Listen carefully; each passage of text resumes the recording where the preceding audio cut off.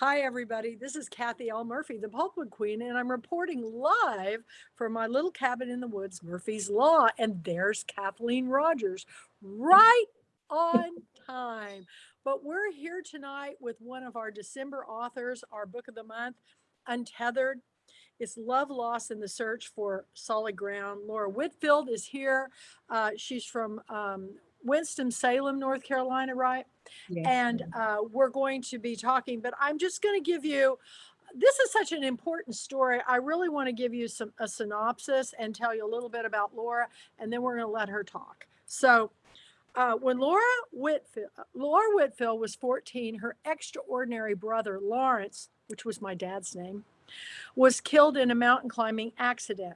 That night, she had an epiphany. Life is short. Dream big, even if it means taking risks. So after graduating from high school, she set out on her own, prepared to do just that. Laura spent her first summer after high school on North Carolina's Outer Banks, a magical few months filled with friendship, boys, and beer, where she met a handsome DJ who everybody called Steve the Dream and risked her heart. When September came, Steve moved to New York City to become a model, prompting Laura to start thinking about modeling too. And just one semester of college, still seeking to fill the void left by her brother's death, she dropped out, moved to New York to become a cover girl.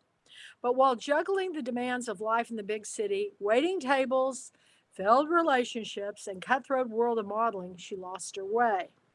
This is a stirring memoir about a young woman's quest to find hope and stability after a devastating loss. Untethered is Laura's story of overcoming shame, embracing faith, and learning that taking risk and failing can lead to a bigger life than you've ever dared to imagine. Well, that last paragraph is exactly what I'm all about, because I was always too afraid to do all the things I dreamed about.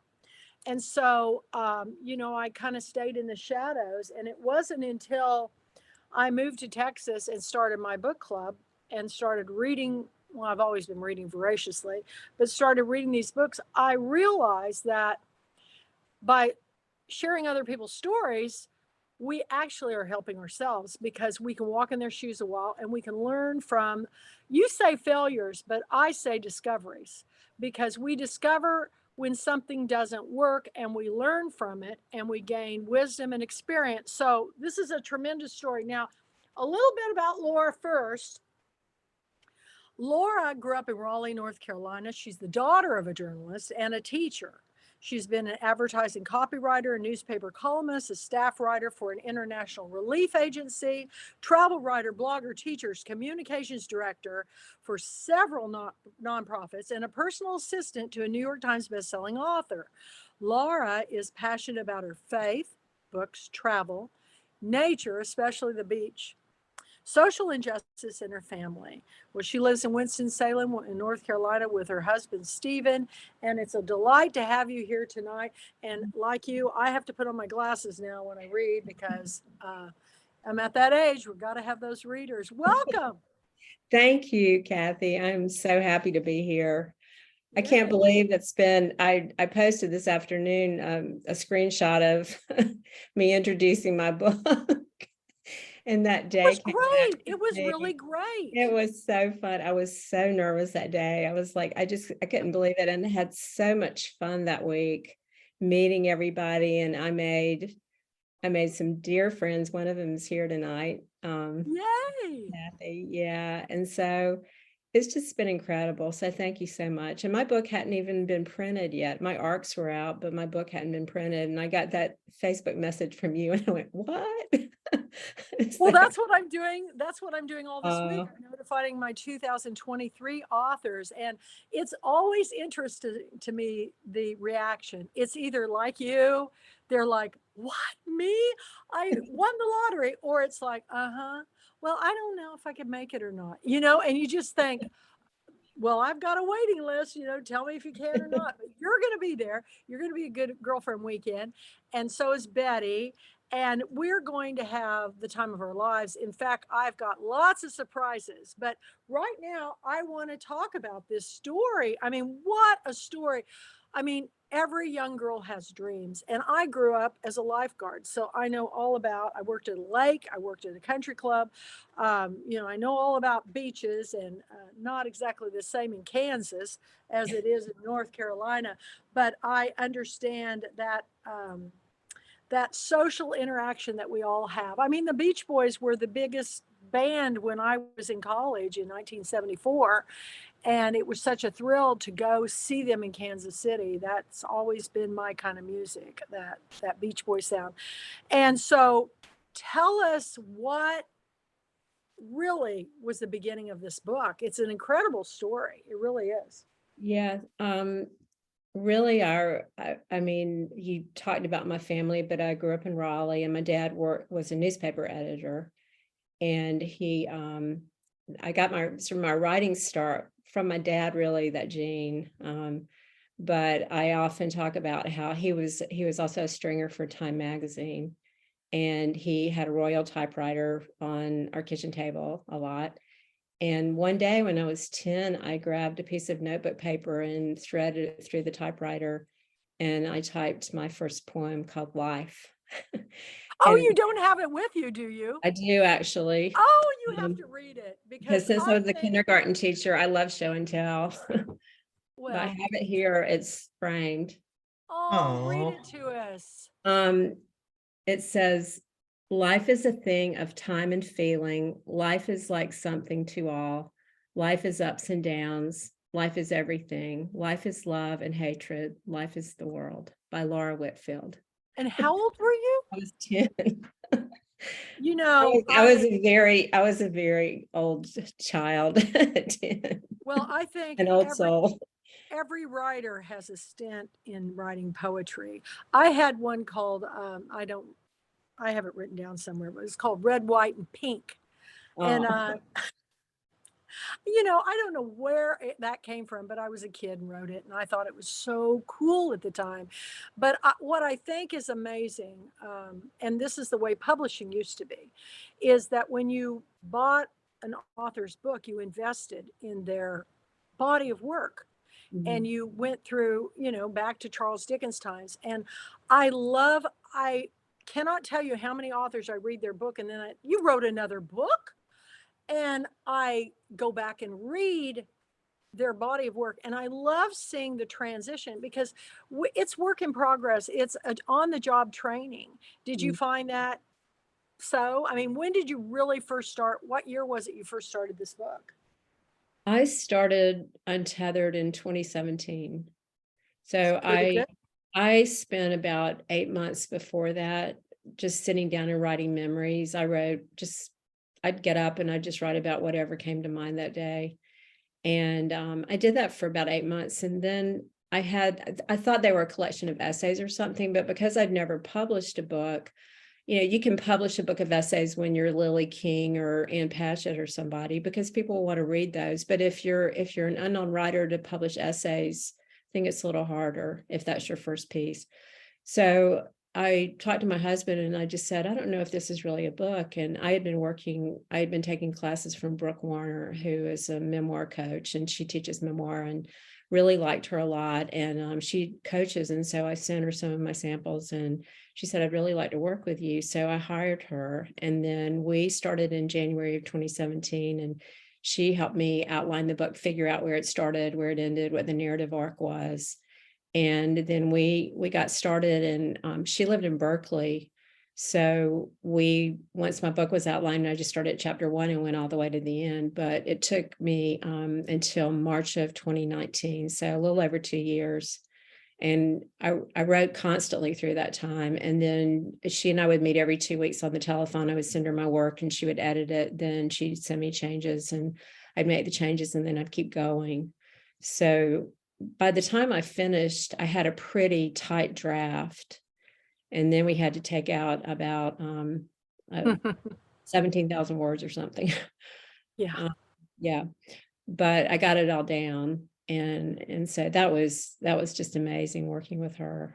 The process of authors writing books is, there's so many similarities I've found through the 23 years of interviewing people, but everybody has is there something unique that you do that you don't you've never heard anybody else do that you might want to share? I have some really great ideas I've gotten from authors. And so, what was the thing for you? Yeah, I don't know that. Well, my Brooke used to talk to me about Mary Carr, who wrote The Art of Memoir. She talked about zipping the character into your skin when you write. I love that. And so I was the protagonist of my book. So what I learned to do is I would sit at my desk and I would literally time travel. I would close my eyes and I would drop into the room or the scene or wherever it was. If it was my mom's hospital room at Duke, or if it was a place at the beach, or my parents' den the day Daddy came and told us about Lawrence, or whatever it was. And I would just put myself in that room, and I would remember the shag carpet and the paneling on the walls and what the room smelled like and what I was wearing and the wrinkles in my mother's face or whatever it was. I just recall all the sensory details and the colors and how I felt and what age I was. I would sort of put myself into my 14-year-old skin or my 20-year-old skin or whatever it was. And I would just write those sensory feelings, and just I'd actually travel back to that place, and I would remember voices and dialogue and discussions and how I was feeling and how my heart was palpitating or whatever it was. And I think it really made, well, it brought it back to me, but it also just made it come to the page. It made it more alive and more real. I read visually. You know, I really play it out like a film, and Mhm. I've never heard it described as time travel, but I can see that because you feel like you're almost the little mouse that's watching, you know, in the room, and that's that's a good way to think about it because you're and all the senses, taste, touch, smell, you know, everything is important in a story because, you know, those things actually trigger memories more than just remembering. You know, Right. you can smell a certain scent and all of a sudden my mom's youth do Estee Lauder fragrance, you know. I can remember standing in the bathroom watching her put on her makeup and the smell of youth do, you know. Yeah. And also because I started it when I started the book, I was 14, and then I ended it, I was around 32. So I tried to write in the voice of whatever age I was. So when my book starts, it's very sort of, I think my voice is very sort of simplistic and just very straight, not very descriptive. And then as I go through and I'm aging and maturing and reflecting more, you know, I try to make it reflect that I'm getting older and that I'm seeing the world differently and We experiencing. do. We experience everything differently, even rereading books. Right. I've reread a lot of books that I remembered that I loved as a child. Sometimes I'm shocked. I mean, I read a Kurt Vonnegut book that I checked out at 12 and I go, "Oh my God, I can't believe the library didn't say a word, Mrs. Milliken. She just signed it, you know, let me go." I was shocked. And then I was kind of, that's cool, you know. I went from, you know, Laura Ingalls Wilder. So, were you a big book reader when you were a kid? I was,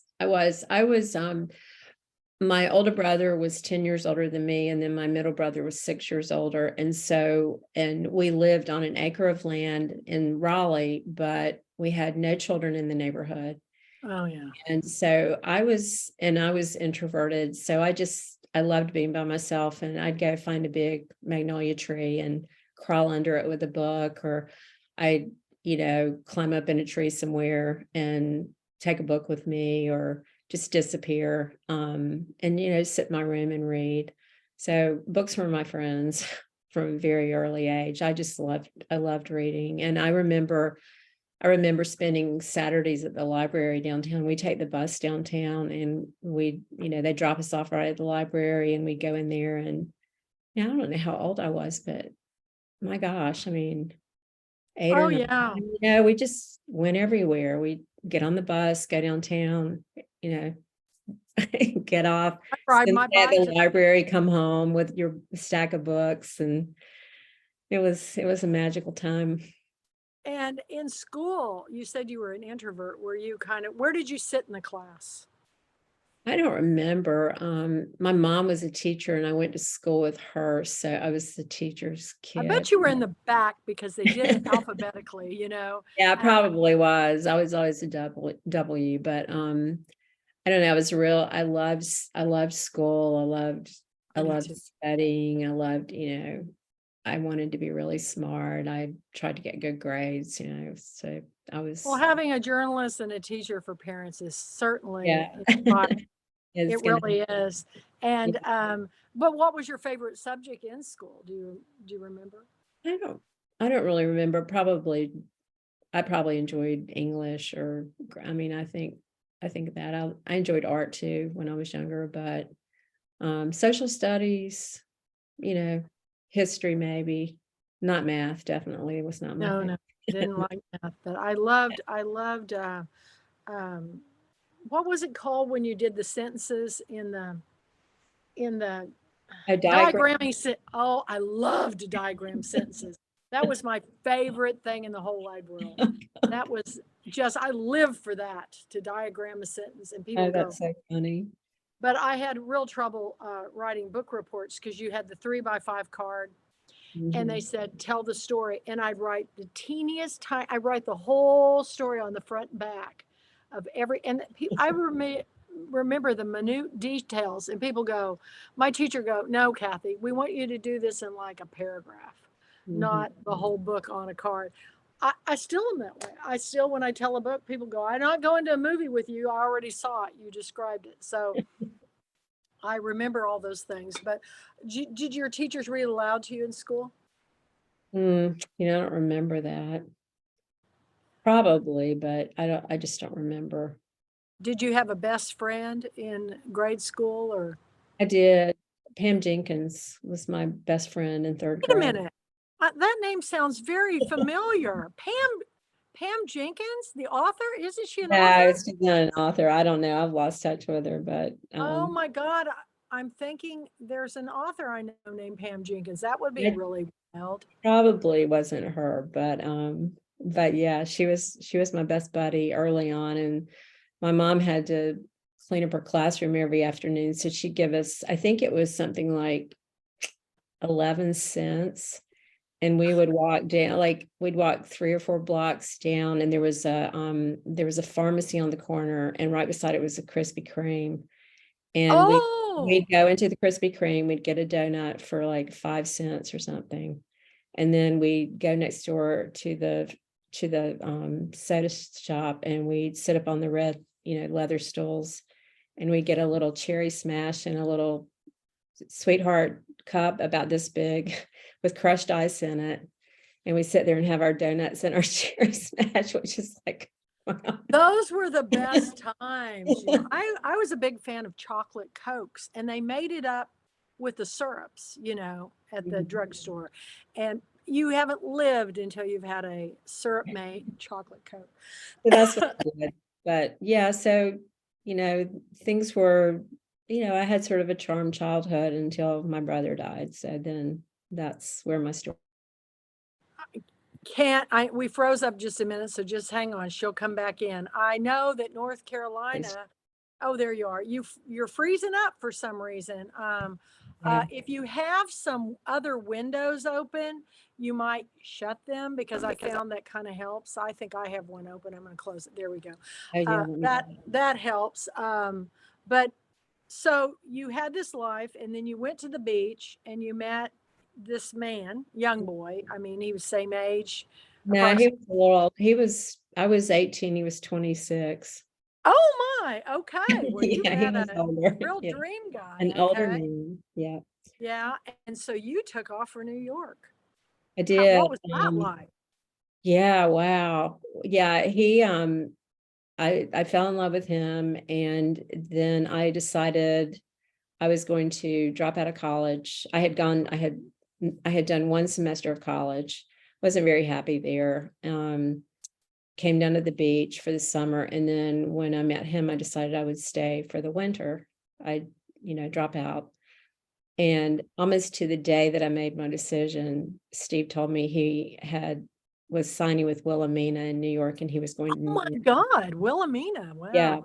So I was just devastated. And I stayed for the winter. I went back to school for a semester and I started modeling because he said to me, he said, you should try modeling. And I'd never thought about it. I'd been kind of a wallflower and wore glasses all my life. And I didn't never think of myself like that. So I started modeling locally and I really enjoyed it. And I thought, yeah, I think I can do this. So I went to my parents and I told them I wanted to go up to New York and try it out. And so I did. I went for a few days and Ford, she told me she sent me to go see for Paris for a job in Paris. The And I Ford got to agency. yeah, Yeah. for Eileen Ford, and, she told me that day to lose 10 pounds and come back the next week. And I weighed like 124 or something, and she wanted me to lose 10 pounds in a week. So I was like, "Of course, I'll do it," but I never did. But anyway, I got enough encouragement that I went home, told my parents I wanted to move to New York, and my mom said, well, you can take your $500 and go back to school, or you can go to New York. So I said, well, I want to go to New York. So she ended up giving me 600, but they told me when it runs out, you're on your own. And so Good for them. I think I that, took my $600 and I went and I stayed for about a year. wow, Yeah. that's an incredible story. And and the bravery. I mean, where did you get that bravery? Because that's a, I think I was part crazy. I mean, I was infatuated and I was just, I was 19. I was wide-eyed. The city just, it was magical, just living. Mary Tyler Mooring it. Did you throw Yeah, your hat in the I'd air? watched that growing up and just, living in New York and the excitement. It was right during the disco era. And, it was just an exciting, it was the bicentennial year. It was just a really exciting time to be there.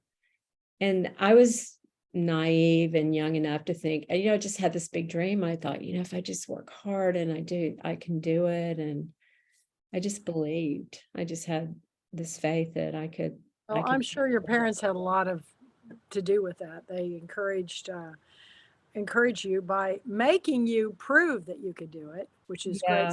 Yeah. So many kids today are just coddled so much they never failure to launch.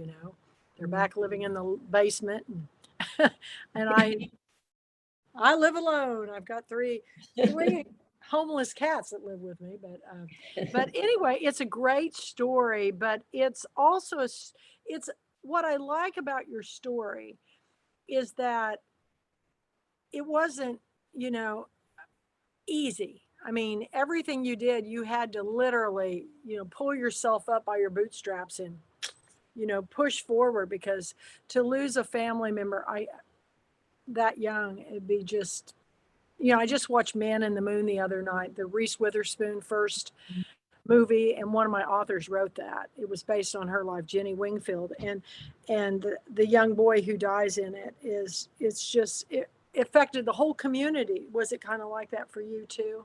Oh, yeah. It was Lawrence he was a Marshall Scholar. He had a full scholarship to Yale Divinity School when he got out of when he finished at Edinburgh. He had a full scholarship to Edinburgh. He was going to seminary, and maybe we don't really know if he was going to be a pastor or just be a college professor and write. He was a writer also. He Wow. was engaged to be married. Oh. He, he was just this extraordinary person. He was 23 and he just had his whole life in front of him. And my mom got 2,000 cards and telegrams and letters from people. And she saved them for years. And I finally went through them and just called through them and, narrowed them down to the ones that were most meaningful. But I mean, someone that had lived that short of time that had just made such a profound impact, and people came from all over the country. We got letters from people all over the country that knew Lawrence. And I mean, he just made such an extraordinary impact for the short amount of time he was here. So yeah, it did just really, and he had so much promise, and it left us all just, we were lost. And I think I I tried to fill my life with men and just excitement, and, I never really did drugs. I drank the usual amount of alcohol, I guess, that teenagers drink, but I never had that problem. But, I sort of was addicted to men relationships and, quickly jumped in, gave my heart away. And,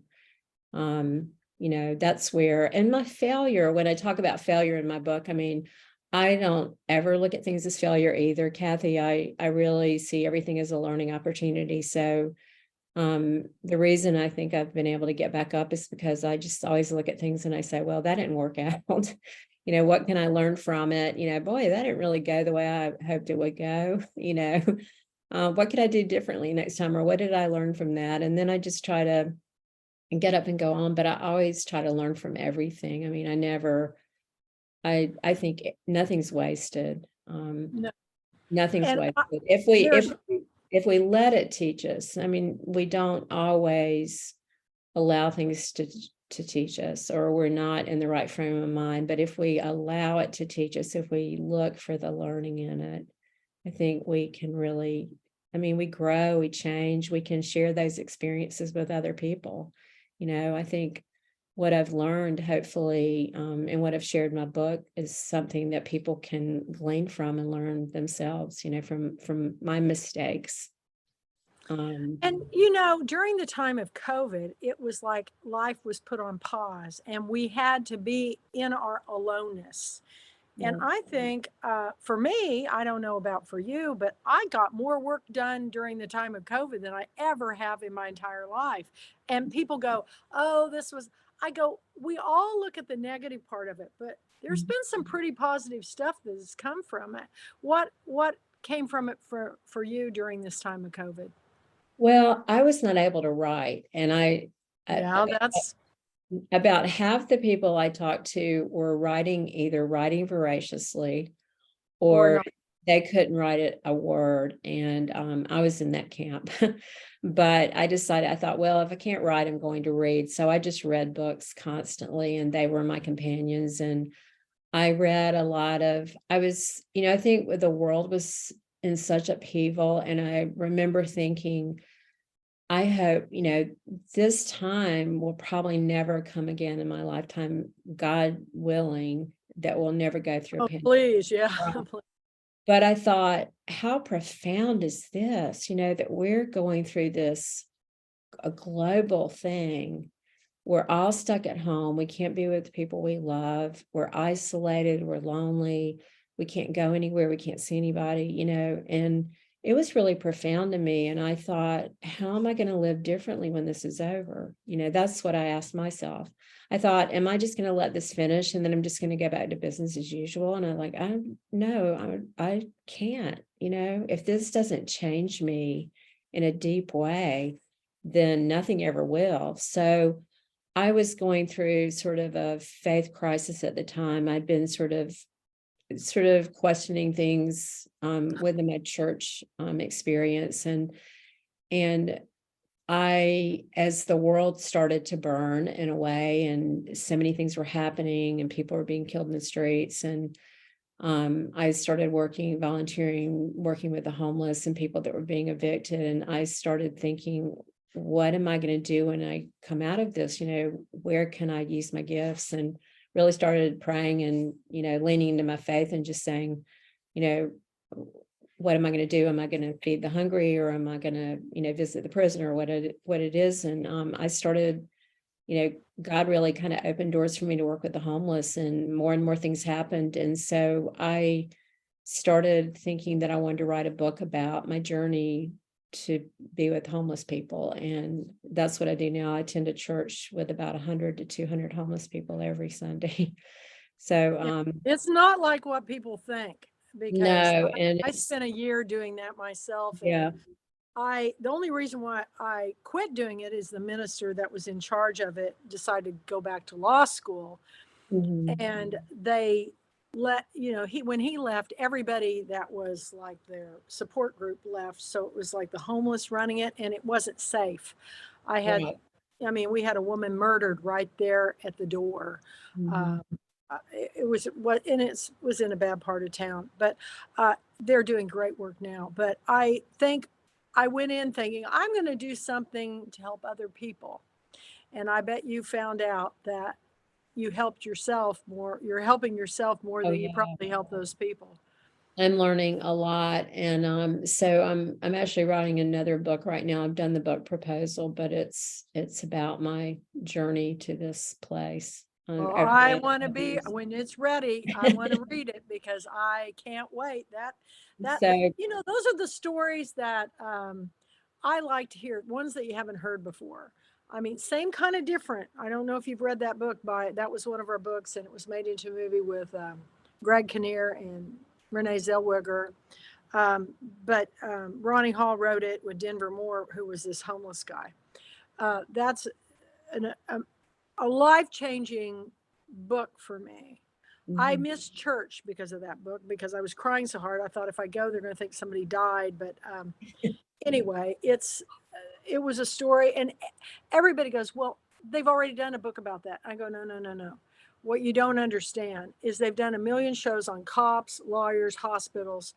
Why can't there be a million shows on the homeless situation? Every city, town has a different story. I want to read it." And a lot of people, I mean, I grew up in a little bitty town and we had people that were, we didn't call them homeless. They just wandered the streets. One guy picked up cigarette butts and would smoke them. Mhm. And, we call him the cigarette butt man, you know, and it was just, and he always fascinated me because I was thinking, who would want to smoke after somebody else flicked it, Yeah. and he did because he couldn't afford to buy cigarettes. But I those people always fascinated me when I was a kid. So I'm looking forward. Do you have a title for it yet or anything? I do. It's called Still Room for More, Taking a Seat at the Wild Banquet Table of Christ. Oh man, that kind of tells it like it is. Well, I know we've got some other people here that are listening to this conversation, and I want to bring you in to the conversation. So if you guys would like to make a comment or ask a question of Laura, now's the time to do it. So step in. Unmute too. Be sure and unmute if you're I can't muted. remember now what it was I wanted to ask. There's so many different things. There are. Well, it'll come to you, Betty. I mean, it had, I know my sister-in-law, her 29-year-old son, 11 years ago, went to sleep and didn't wake up. And it has changed their family dynamics somewhat because there's a part of them missing. And she said, I don't think it'll ever be the same. And I said, well, no, it won't ever be the same. But so I know that that is a big part of your story is you were never the same from that. Yeah, he was such a gift to me. I was very close to him, but you know, I still learn things about him. I I've had people that knew him that in the last, I'd say 3 years, have sent me packages with letters from him, Hmm. pictures that they'd held on to and they wanted me to have, and they finally found me. And so I'm continuing to learn things about him. And he's just part of me every day. I mean, he's with me, and both my parents have passed away also. So I have one brother who I adore, who I'm very close to, who read through my manuscript, and we used to meet. We'd call each other. He's an early riser also, so we'd call each other at 5:30 in the morning and sit and go over my manuscript together. And it was really a precious time. And he was 6 years older than me, so he would remember things that I did not remember. Mhm. And he'd say, well, actually this is what happened. And he'd sometimes tell me things I didn't want to know. He would remember sort of painful things that I was too young to remember. And while I didn't really want to hear them, it was probably good for me to know. But and then we shared a lot of funny things too. We laughed, and it was a very sweet time. I'll never forget that. But yeah, you just, grief is funny. It doesn't ever go away. It changes, and Mhm. the last few days I was very sad, and I thought, I'm just having a little grief, like Christmas is here, and Mhm. Kind of comes in waves, comes in waves, and you never know when it'll come. Gonna And I hit. sort of embrace it and just sort of go, oh, here we go. And, it just is with you. Well, I know, I was telling someone the other day that after my mother died, and I was 26 when my mother died, and it was like I would be driving home from work and I go, "Oh, I've got to call my, oh, I can't call her," and I just, but I had to go on. I had 2 young daughters, and so I had to go on. Yeah. But I appreciate your story, and I know it helps someone. Oh, thank you, Patty. Yeah. Anybody else? Laura, Yep. uh, Yeah. so I'm Kathleen, and Laura and I met in January at Pulpwood Queen. And I will never forget the moment when she started talking about Lawrence. My heart started racing because I lost a brother in 1983. Laura knows the story. His name was Larry. It wasn't Lawrence.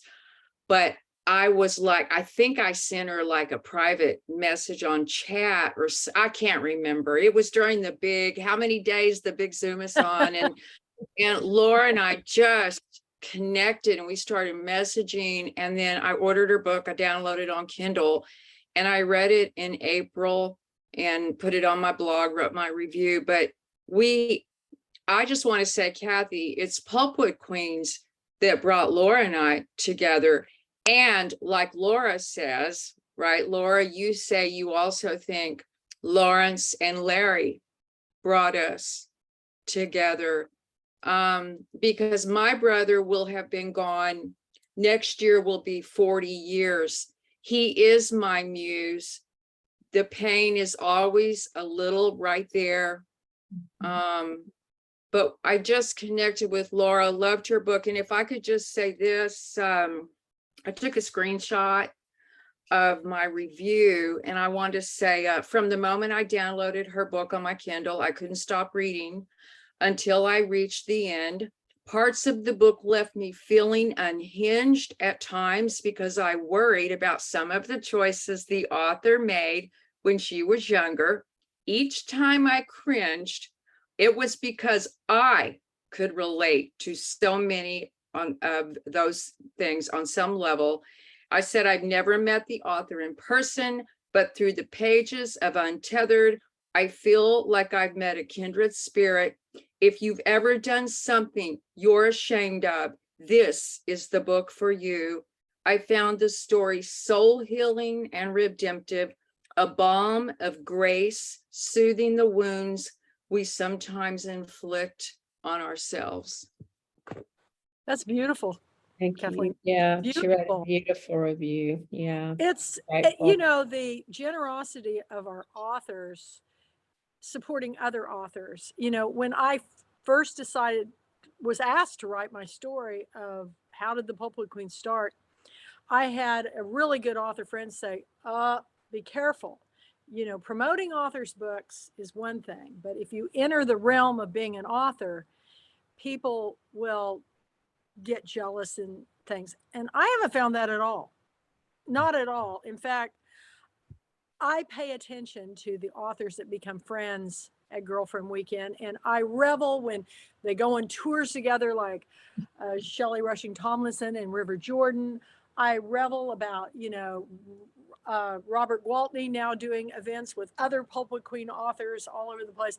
I love the stories of where, Kathleen or Claire Fullerton and all these people and Betty are reviewing books. And I just think the generosity of the writing community it's the people I most want to be with. Mhm. And, and I didn't learn this until I started my book club, and I was in my early 40s. I was, real early 40s. And I found out the best friends I have in the world are my authors and my book club members. They're the ones that show up when I need help and also when I share joy. You'd be surprised at how many people, when something good happens, disappear. when my book came out, I had people on my cover that never showed for a book signing, and they're on the cover. And I just go, explain that to me. And, oh, well, I was busy that weekend. Or I go, I put you on the cover of my book. But I love that, Kathleen. That was a great, great comment. And I love your generosity. And, it's funny what you were saying about the homeless book, because the more you give, really, the more that comes back. Hi, Jeffrey. How are you? You have any I'm well. comment? I'm doing well. How are you? I'm great. I'm doing great. How are you? I'm having a good evening being with you all.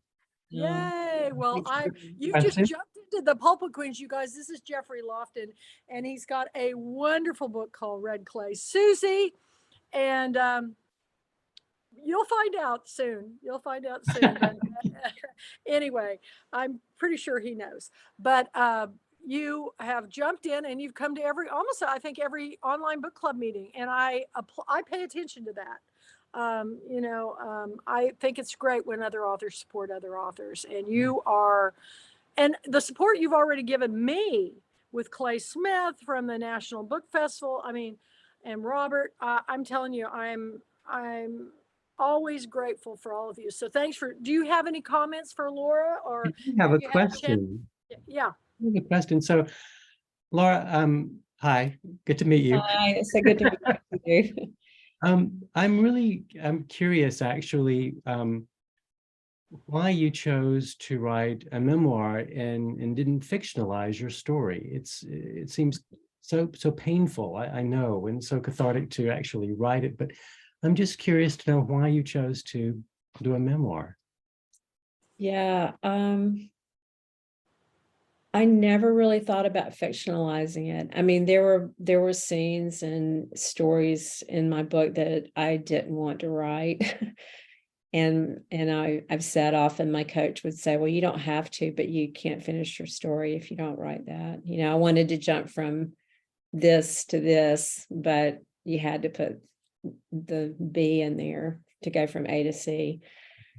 So I just kept writing, and I think by the time I got to the end of it and I survived all those really hard places, I thought, this is true. This is my story. This happened to me. And I just owned it. And when I brought it to the light and I shared it, it was very cathartic. I didn't start writing it as a healing process, but that's what happened to me. So I was really grateful. And I wanted to honor the people I'd written about. And I also wanted just to tell the true story. And I didn't feel the need to, I mean, I know sometimes people do need to fictionalize and they want to, and that's the only way they can do it. But I never felt the need to do that. I reached a place where I was able to let my true story out. And I'm glad I did. I don't have any regrets about it. Well, thank you for Thank sharing you that. for asking me that. Yeah, that's a great question. Was your Well- brother happy with it?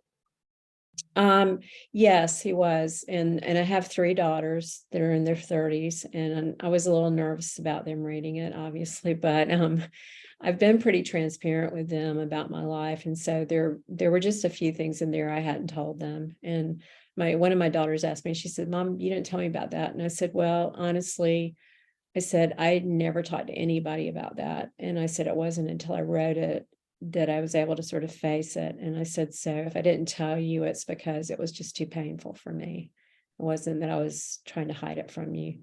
But my daughters have been so supportive. They're really proud of me. It's been fun to share it with them. My husband's been really supportive. My brother is really proud of me.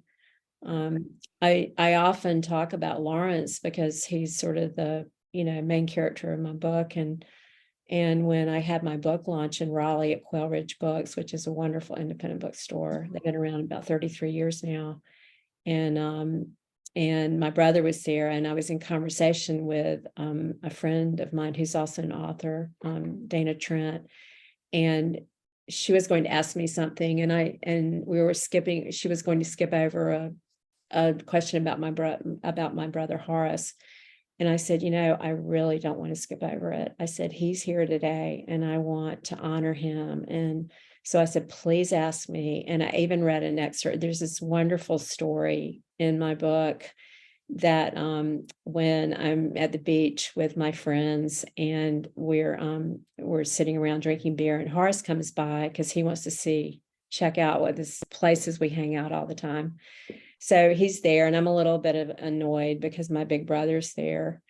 And so we dance and we're getting hot. And one of my friends says, let's go for a walk on the beach. So we head outside, and these three guys follow us, and they're drunk. And what I say in my book is what I didn't realize, there was a fourth figure following close behind. And my brother was there, and he calls out, hey guys, why don't you leave those girls alone? And one of them turned around, he says, hey, what up? Was one of them your sister or something? And he said, yeah, as a matter of fact, she is. and the guy goes, oh man, I'm sorry, we didn't mean anything, and they kind of stumbled back inside. And then I say in my book, maybe having a big brother checking on me wasn't such a bad thing after all. So I read that excerpt that day, and he was there, and he loved it. And I just wanted to, I wanted to give him a little spotlight, because he was always in the spot. He was always in the shadow when Lawrence was around. And he's an amazing man. I mean, I call him a Renaissance man, but he was a captain of the Elizabeth II down at the Outer Banks. He helped build that ship, and he captained it Oh for my God. years. He was the executive director of the Elizabethan Gardens on the Outer Banks. He does woodworking. He's writing a novel now. I'm really proud of him. Oh, So you'll have to make he's sure he sends it to He's me. very handsome. He's just he's funny, he's witty. I adore him. And so I'm really blessed. And he's only family of my nuclear family that's left. So really grateful for him. So I just really grateful to have him around. Wow. I'm always impressed. We had Angie Gattani, when we launched her New Winds of Fire, she said, do you mind if I invite my family and my friends to the Zoom meeting? I go, the more the merrier. We had 50 people come from all over the world for her. And it was like, I go, I am literally an international book club, Hong Kong, Malaysia, Austin, Texas, Jaipur. I just thought, come on, everybody, invite all your family. One of my best interviews I had in my shop was when Robert Lalou brought his dad to a book signing for my book club meeting when I had my shop in Jefferson, Texas. And I don't know if you know the story. It was called Beautiful Boy. But Robert grew up in Dime Box, Texas, and he grew up and he was gay. And his father was a big rancher and handsome. Oh my God, handsome men. But I was talking to him and I said, what, and he's heterosexual. I said, what was that like to his dad? And he said, well, I knew when he was 3 years old that he was going to be different, because he would go out to see the horses and he'd want to wear a suit. It was just one of the most amazing conversations I've ever had with anybody that was so authentic and truthful. And Robert and him are so close. And, I love it when people bring their family members into the conversation. So bring them on, bring your brother in. We would love to meet him. And thank you, Jeffrey, for bringing that up, because that's a really good question, because writing a memoir like I did is scary, very scary. How much do you tell? Yeah. So we appreciate it, and I can't wait to read your next book. Any more comments you guys want to make with Laura? I'm excited to see everybody. I'm Jeffrey, sorry. will you be in Florida? Yes. Ooh, Oh, yes. good, good. Oh, Yeah, yes, he's yeah. going to I'm be excited. there. I've got my outfits already. I can't wait. I can't wait to meet you in I'm person. so excited. Have fun. We haven't met live since 2000, and I just recently met in person Robert Gwaltney, and it was just like, the minute I met him, I knew him. We were at Fairhope, Alabama, and he came to the gallery that I was doing a show at before he did his big book event. And it's just wonderful to meet people in person. But just talking to you, Laura, now I've talked to you a couple times, I feel like there's no strangers at our weekend. We're all a big book loving family. And the first time people come, Jeffrey, people are really intimidated, but you don't need to be, because if you are, just come and grab my hand and say, can I just stay here until I get my bearings? Because that's what a lot of them do. And before long, some book club chapters adopted you or another author. People make friends for life at Girlfriend Weekend, and it's not just for girls, everybody. I've had 5 men email me this week. Well, can men come to your weekend? I go, my co-host is a guy. And I go, and I've got plenty of guy authors. I go, just go to my website and look at our list and you'll see. And it's going to be a lot of fun. But I'm going to tell everybody, please join the Pulpwood Queen party line to Girlfriend Weekend, because that's where I'm going to be starting to put lots of updates. Right now, I'm notifying all the winners. It's going to take me all week to get a hold of everybody for 2023, because I send them individual emails. And then I've notified my 2022 authors who won. And I'm telling everybody, you want to be there, because we're going to introduce the authors at almost every event. So this is a perfect time to network with readers from around the country, in and out. So to me, it's more bang for your buck. It's the best thing you can go to, where you're going to meet real readers in a fabulous location that I've never been to. So I'm looking forward to it. Friday night will be our meet and greet, and hope you all will be there, because we're going to have a Bollywood party. So dress Indian. Is that what you're referring to, Jeffrey? We're something from India. And there's the thing about Girlfriend Weekend is there is no limits to your imagination. When you see what I wear, you'll go, well, my God, why didn't you tell me I could do that? I mean, you should have seen it the year we did Viva Las Vegas. It was like showgirl. But then Saturday night, we'll have our great big ball of hairball, which is an all white, like dancing by the light of the silvery moon. So silver, white, we want you glowing. And we're going to move the party to the beach. Okay, Laura? And you'll have to share some of your stories. Maybe we'll have you do a reading on the beach, pick out a paragraph, because there's nothing. I used to live in San Diego, and my friends and I'd all go down to La Jolla or go down to the beach and build a bonfire and just sit around and have a beer and have conversation. That's what it's all about. It's about sharing our stories. So go to the website. It's all up. And if anybody has any questions here tonight, ask me now, because I'm traveling for the holidays and then I have to travel there myself. So it's going to get a little crazy once the first of the year happens. So anything, ask me. Any questions? Laura, are you ready? Yeah. So I saw your email today about that Sherry's going to provide, she'll be the book vendor, right? So we're good. And my book is available with Ingram. So Sherry has provided books for my Girlfriend Weekend several times. And in fact, she did, I'm trying to think if she did for 2020 when we met. But the thing about Sherry is we go over the list. And of course, if you're not going to be there, people, I'm going to tell you, you won't sell any books, because the only books that sell are the people that come. And you can send me book plates. I don't care. But if you're not there, people go, oh, I'll just get it later. You really want to be there, because that's the guarantee that people will buy your books. Bring some signed book plates. I've got a lot of book plates from some of you already. I'm bringing all of them. If we run out of books, if they buy the book, we'll give them a book plate and send them a book. But Sherry and I will go over the list. Don't call her, because she'll let me know whose books she can't get. And then I'll contact that person and we'll make arrangements for bring the books with you or ship into your hotel, and she'll sell them for you. But she is Miss Organizational Skills. She's very competent, and I have complete faith. It's going to be amazing. And and just be sure that you get plenty of rest before you come, because you don't sleep.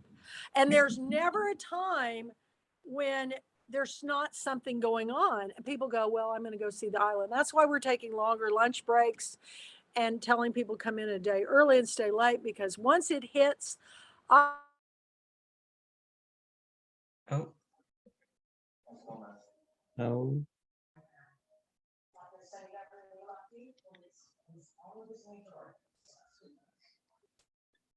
I think she's frozen out. Oh, no. maybe she'll come back. That is so frustrating. Yeah. Hmm. Can I just say, Jeffrey, hi, it was lovely to see you tonight. Welcome to the Pulpwood Queen Timber Guy Thank Book you. Club. It's I'm so excited. I've been on several calls and it feels like a family already. And, what's better than being around books and people who love books and people who write books? There's just no better place in the world, I think. And that's why they call me Cousin Betty, because I'm not an author, but I do support all of the authors I can. And if they're close by and do a book signing, I will go. I mean, I drive to Nashville. I live in Decatur, Alabama, and it's about 2 hours. So, hey, I'm up for that. Oh, good. Well, Robert Gwaltney and I are going to be at Foxtail Books in Atlanta in January. So if you could join us, we'd love to see you. You know Robert, of course, I think. Oh, yes, yes. I would love that. But at what time in January? It's January the 20th. It's the Sunday, the 22nd, I think. I think it's the 22nd. Oh, I'll be back then. I might can talk a few ladies into coming over and doing a road trip. I'll send you information. Are you? Kathy, I think Oh, she's coming back on. She had to reconnect, I bet. I'll send you a note on Facebook. I think we're friends on Facebook. Yeah, I think so. But the reason Claire Fullerton and I started this, we said, oh, we both had lived in Memphis. And she said, well, we're just like cousins, long lost cousins. So it got started. So that whole year we would go Cousin Betty, Cousin Claire. And so the next year at Girlfriend Weekend, everybody goes, are y'all really cousins? And I said, well, we're one great big happy reading family. And, Yeah. and that's how I got started. Wonderful. Kathy's back. I'm back. It just went out and my internet's on. I don't know. Something's going on with Zoom. I've got to figure it out. But anyway, we are on board for everything. I'll have everything done before Christmas. And so email me any questions and we'll keep going with our book club meeting. We have 3 more before the end of the year, January, because we have, so many people that our books are going to be at Girlfriend Weekend. We probably won't have the Tuesday night book club meeting. We'll just consider Girlfriend Weekend our Tuesday night book club meeting. So many of our authors are there. And we are going to have the Sunday before everybody a dress rehearsal for Zoom. I will send out to everybody that's present, all the authors, so we can just make sure you can all get on board. Everybody knows how to use Zoom so that when we record the events there, there won't be any surprises. But there's always surprises, you guys. I've just learned to go with the flow. 23 years, it's just fun. It's just fun. And I'm planning on having one of the best times of my life. And it's my favorite time of the year besides Christmas, So, yeah. Anybody else have any remarks or comments? I want to know, will everybody on the call, Kathleen, will you be there in Amelia Island? Kathleen? Oh, I'm not going to be able to be there, sadly. I'm sad about that, but I'm not going to be able to. Just some other things came up. We'll miss you. It's good. Yeah, we will miss her, but we know she'll be back. But And she was very generous. She bought a ticket and she donated it to an author to come. Oh, So she provided for somebody who was not able to come to be there. And I've had a couple other book club members that had family emergencies said, do the same for me, give it to someone who can't afford to come or whose publisher won't pay. And we love to do that because we want everybody, as many people there as possible. It's our one party every year to connect with all the readers, and the readers love hanging out with all of you. So expect to, have autograph hand. You're going to be autographing all weekend. And Laura, it's time to go. So what is the closing remarks you'd like to make to everybody? And be sure and go to the blog, The Pulpwood Queen Presents, and read all of her stories that she's posting, and get your books. And but is there anything you'd like to close with that you think's important? I just want to thank you, Kathy, for just, giving me this opportunity. I'm so grateful. It's just been, and I've just loved being here and I've just made the most wonderful friends, honestly. Just being with other authors and reading their books and cheering people on. I mean, I love that so much. I love, there's just room for all of us. I mean, and when we lift each other up, we lift ourselves up. I mean, we're all part of the same family, right? We all write, we're all sitting here doing the work. We're trying to get our stories out into the world. There's nothing I love more than just cheering other people on. So I just, that's just been wonderful. So thank you. But I just, for anyone who is writing and feeling like they're never going to publish, or they're never going to get their book finished, or they'll never get it out there. I was 65 when I published my debut memoir, and I'm not done. I have so many more books to write, and I'm going to keep going. And, it's never too late. It's never too late. I mean, I remember starting that book club at 41, and people go, "Oh, you're too old." I'm 41, I'll take it, man. I'm 66 now, and I'm thinking, are they crazy? I feel like I'm just getting started. And, the whole game has changed. Publishing world is like the wild, wild west. I mean, it used to be, we had all these 10 big publishers in New York, and it's whittled down to 3. And the independent publishing community and self-publishing has gone into a whole nother level. And I read everything. And a lot of people said, well, self-published books. I mean, come on. I go, I'm sorry. If somebody has a great story, it's written well, I don't care who publishes it. I am in the business of getting those stories out there. And I have been very successful in getting some of our authors into some incredible places. And our big win this year was Jamie Ford. He started out with a book in galley sent to us by Simon & Schuster years and years ago. And now he's New York Times bestselling author with a television deal, and I think a 3-book deal he just did. And I just read another author got a 6-book deal of ours. So, don't ever think you're too old. I went back to college at 59, folks, and became an artist. You're never too old. And it keeps you young too when you do this. And I am inspired by all of your stories. And I can't thank you enough, Laura, for taking time out of your writing life to share with all of us your story. And I can't wait to hug you at Girlfriend Me Weekend. too. All of you. Kathleen, we'll catch up later. What? I mean, we'll catch up. So, Kathy, ask Laura about her earrings. I've been, Yeah. oh, let's ask. What have you got in your ears? Oh, you know Oh, what? it's her book.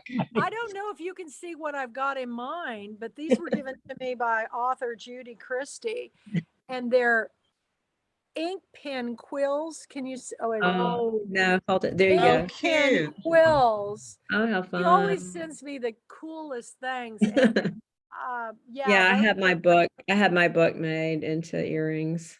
that's so cool. Oh, Really Yeah, fun. so cool. cool. I had to wear them tonight, so.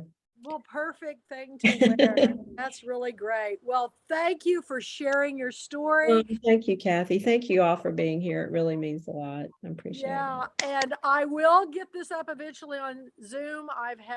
Since the tornado, I've had all kinds of internet issues, and I've had trouble getting things up. But before Christmas, I'll get them all up, I promise, somehow. So you all take care. Have a Okay. wonderful holiday. We'll see you next week. We have another author, and please join the Pulpwood Queen Presents her picks, because Laura will be up all week talking about her wonderful book, Untethered. So it's got a great cover. And my God, you're as beautiful now as you were then. Oh, thanks, Kathy. What? The Ford Agency. Oh my gosh. This is just blows me away. The people that I get to be in my book club. So thank you. Thank you, everybody. I love y'all. Good Have night. a wonderful Good day. night. Till next Bye. time. Bye. Bye. Bye.